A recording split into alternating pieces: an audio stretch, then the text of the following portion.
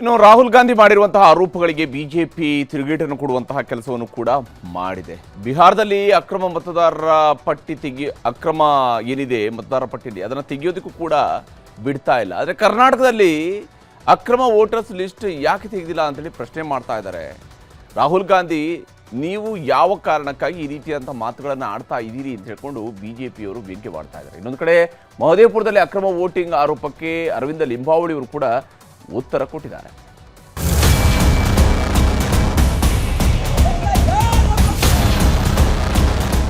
ಮಹದೇವಪುರ ಕ್ಷೇತ್ರದಲ್ಲಿ ಮತಗಳ ಕಳ್ಳತನದ ಬಗ್ಗೆ ರಾಹುಲ್ ಗಾಂಧಿ ನೇರ ಆರೋಪ ಮಾಡಿದ್ರು, ಸಾಕ್ಷಿಗಳನ್ನು ಕೊಟ್ಟಿದ್ರು. ಇವತ್ತು ರಾಹುಲ್ ಗಾಂಧಿ ಮಾಡಿದ ಆರೋಪಕ್ಕೆಲ್ಲ ಸ್ಪಷ್ಟನೆ ಕೊಡೋಕೆ ಮಹದೇವಪುರ ಕ್ಷೇತ್ರ ಮಾಜಿ ಶಾಸಕ ಅರವಿಂದ್ ಲಿಂಬಾವಳಿ ಸುದ್ದಿಗೋಷ್ಠಿ ನಡೆಸಿದ್ರು. ರಾಹುಲ್ ಗಾಂಧಿ ಮಾಡಿದ್ದ ಕೆಲ ಆರೋಪ ಸುಳ್ಳು ಅಂದ್ರೆ ಇನ್ನೂ ಕೆಲವು ಚುನಾವಣಾ ಆಯೋಗದ ಎಡವಟ್ಟು ಅನ್ನೋದನ್ನು ಪರೋಕ್ಷವಾಗಿ ಒಪ್ಪಿಕೊಂಡ್ರು. ಗುರುಕಿರತ್ ಸಿಂಗ್ ಡಾಂಗ್ ಅವನು ವೋಟರ್ ಲಿಸ್ಟಿಗೆ ಅಪ್ಲೈ ಮಾಡಿದ್ದಾನೆ, ರಿಜೆಕ್ಟ್ ಆಗಿದೆ, ಮತ್ತೆ ಅಪ್ಲೈ ಮಾಡಿ ಮತ್ತೆ ರಿಜೆಕ್ಟ್ ಆಗಿದೆ, ಮತ್ತೆ ಅಪ್ಲೈ ಮಾಡಿ ಮತ್ತೆ ರಿಜೆಕ್ಟ್ ಆಗಿದೆ, ಮತ್ತೆ ಅಪ್ಲೈ ಮಾಡಿ ಮತ್ತೆ ರಿಜೆಕ್ಟ್ ಆಗಿದೆ. ನೋಡಿದರೆ 4 ಬೂತಲ್ಲಿ ಬಂದಿದೆ. ಆಮೇಲೆ ಅವನು ಫಾರ್ಮ್ ನಂಬರ್ 7 ಹಾಕ್ಬಿಟ್ಟು 3 ಕಡೆಗೆ ಡಿಲೀಷನ್ ಹಾಕಿದ್ದಾನೆ ಆನ್ಲೈನಲ್ಲಿ. ಶ್ರೀವಾತ್ಸ, ಆದಿತ್ಯ ಶ್ರೀವಾತ್ಸ, ಲಕ್ನೋದವನು. ಅವನು 19 ವರ್ಷದಾಗ ಅಲ್ಲಿ ಎನ್ರೋಲ್ ಮಾಡಿದ್ದಾನೆ. ಅದಾದಮೇಲೆ ಮುಂಬೈನಲ್ಲಿ ಅವನಿಗೆ ಕೆಲಸ ಸಿಕ್ಕಿದೆ. ವೋಟ್ ಟ್ರಾನ್ಸ್ಫರ್ ಮಾಡ್ಕೊಂಡು ಹೋಗಿದ್ದಾನೆ ಚೇಂಜ್ ಆಫ್ ಅಡ್ರೆಸ್ನಲ್ಲಿ ಫಾರ್ಮ್ ನಂಬರ್ 8 ಮುಂಬೈನಲ್ಲಿ ವೋಟ್ ಹಾಕಿದ್ದಾನೆ ಹಿಂದೆ. ಅಲ್ಲಿಂದ ಬೆಂಗಳೂರಲ್ಲಿ ಕೆಲಸ ಸಿಕ್ಕಿದೆ. ಗುಂಜೂರಲ್ಲಿ ಬಂದಿದ್ದ ಬಾಡಿಗೆ ಮನೆಯಲ್ಲಿ, ಅಲ್ಲಿಂದ ಇಲ್ಲಿಗೆ ಚೇಂಜ್ ಮಾಡಿಕೊಂಡ. ಈಗ ಅಲ್ಲಿ ಚೆಕ್ ಮಾಡಿದ್ರಿ 19 ಜನರಲ್ಲಿ 2 ಸತ್ತು ಹೋಗಿದ್ದಾರೆ. ಉಳಿದವರು ಕೆಲವರು ಅಲ್ಲಿದ್ದಾರೆ, ಅಡ್ರೆಸ್ಸು ಇದೆ ಅವರಿಗೆ. ಅದಕ್ಕೆ ನೀವು ಫೇಕ್ ಅಡ್ರೆಸ್ 0 ಅಂತ ಬಂದಿದೆ. 0 ಅಂತ ವರ್ಣದಲ್ಲಿ ಬಂದಿದೆ. ಮುಖ್ಯಮಂತ್ರಿಗಳ ಕ್ಷೇತ್ರ ಒಂದೇ ಒಂದು ಬೂತ್ ಚೆಕ್ ಮಾಡಿದೆ ನಾನು. ಎಲ್ಲ ಬೂತಲ್ಲಿ ಹಂಗೆ ಇರ್ಬೋದು, ಅವ್ರದ್ದು ಗೊತ್ತಿಲ್ಲ ನನಗೆ. ಸಂಡೂರಲ್ಲಿದೆ, ಮಾನ್ವಿಯಲ್ಲಿದೆ, ಮಸ್ಕಿಯಲ್ಲಿದೆ,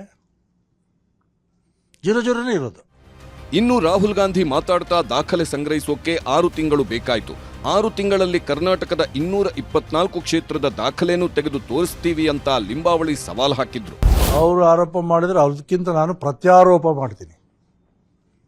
ವರ್ಣಾದಲ್ಲಿ, ಆಮೇಲೆ ಮಾನ್ವಿಯಲ್ಲಿ ಎಕ್ಸಾಂಪಲ್ಸ್ ನಾನು ತೆಗೆದಿದ್ದೀನಿ. ಮಸ್ಕಿಯಲ್ಲಿ, ಸಂಡೂರಲ್ಲಿ, BTM ಲೇಔಟಲ್ಲಿ, ಶಿವಾಜಿನಗರದಲ್ಲಿ, ಚಾಮರಾಜಪೇಟೆಯಲ್ಲಿ ಲಕ್ಷಾನುಗಟ್ಟಲೆ ಮತದಾರನ ಅವರು ಹಿಂಗೆ ಕಳ್ಳತನ ಮಾಡಿದ್ದಾರೆ.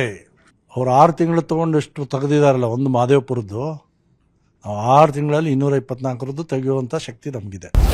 ಇದಿಷ್ಟು ಅರವಿಂದ್ ಲಿಂಬಾವಳಿ ಸ್ಪಷ್ಟನೆ ಆದ್ರೆ, ವಿಧಾನಸಭೆ ವಿಪಕ್ಷ ನಾಯಕ ಆರ್ ಅಶೋಕ್ ರಾಹುಲ್ ಗಾಂಧಿ ಹೇಳಿದ್ದೆಲ್ಲ ಟುಸ್ಪಟಾಕಿ ಅಂದ್ರು. ಆದ್ರೆ ಕೈಯಲ್ಲಿ ಹಿಡ್ಕೊಂಡು ನೋಡಿ ಅಂತ ಪ್ರಿಯಾಂಕ್ ಖರ್ಗೆ ಸವಾಲ್ ಹಾಕಿದ್ದಾರೆ.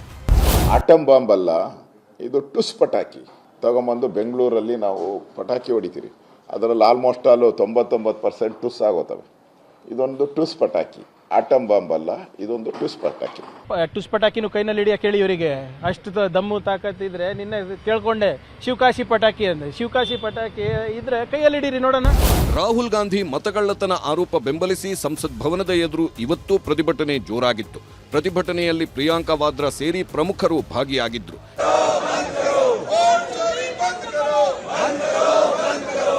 ರಾಹುಲ್ ಗಾಂಧಿ ಸೇರಿದಂತೆ ಕಾಂಗ್ರೆಸ್ ನಾಯಕರೆಲ್ಲ ಬಿಜೆಪಿಯ ಕೈವಾಡ ಅಂತ ಸಮರ ಸಾರಿದ್ದಾರೆ. ಬಿಜೆಪಿಯವರು ಕಾಂಗ್ರೆಸ್ ಕ್ಷೇತ್ರಗಳಲ್ಲೂ ನಕಲಿ ಮತದಾನ ಆಗಿದೆ ಅಂತ ಆರೋಪಿಸುತ್ತಿದ್ದಾರೆ. ಇಬ್ಬರ ರಾಜಕೀಯ ಜಗಳದಲ್ಲಿ ಚುನಾವಣಾ ಆಯೋಗ ಸಿಕ್ಕಾಕೊಂಡು ವಿಲವಿಲ ಅಂತ ಒದ್ದಾಡುತ್ತಿದೆ. Karthik, political bureau, news 18.